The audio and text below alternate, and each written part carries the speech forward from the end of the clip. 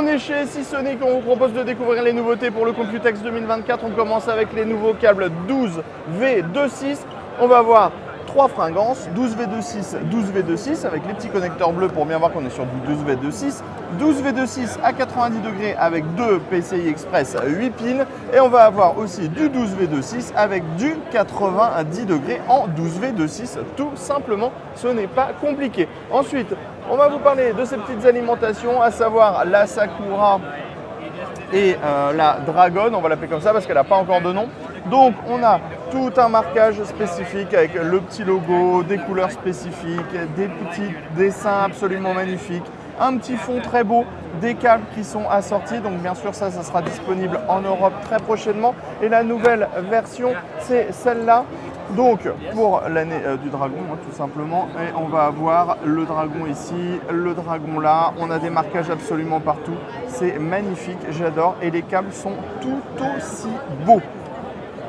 Ensuite, on va avoir du gros bloc bien puissant en 2200 watts. Alors, ATX 3.1, PCI Gen 5, on est sur du Platinum, on va avoir une grosse garantie de 12 ans, on a un énorme ventilateur de 135 mm qui est semi-passif, on a 2 connecteurs en 12V26 juste en dessous et ça c'est pareil, ça va arriver très prochainement et ça sera pour les grosses configurations.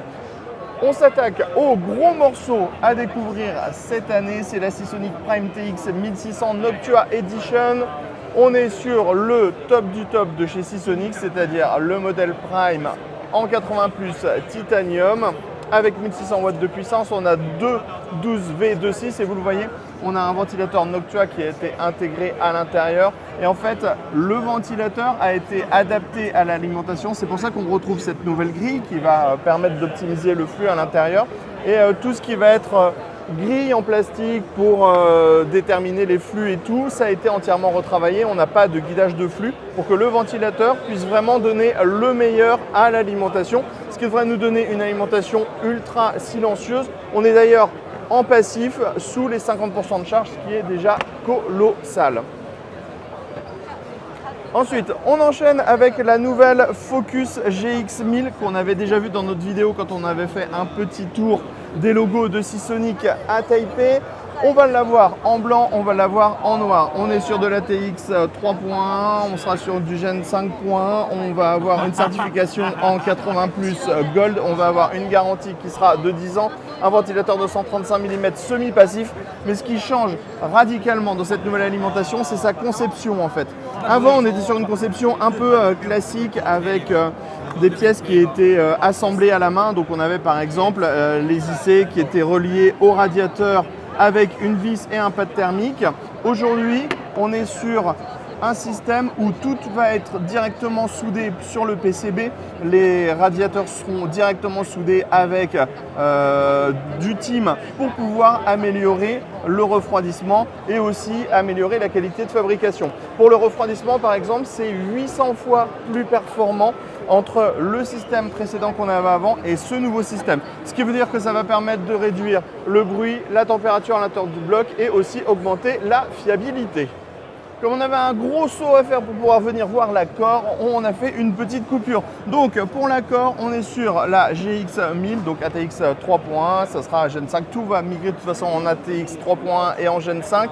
On va avoir différentes puissances, on sera sur du 80 plus Gold, on va avoir un ventilateur en 120 mm et ça sera avec une garantie de 7 ans et des câbles modulaires et du PCI Gen 5 et ça devrait arriver en septembre, on ne connaît pas encore les tarifs.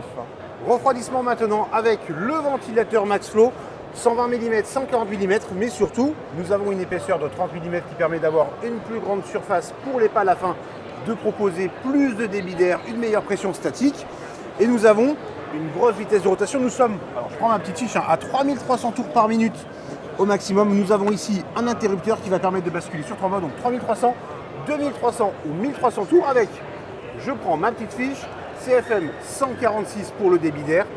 Ensuite, nous avons la pression statique, 9,1, c'est plutôt énorme.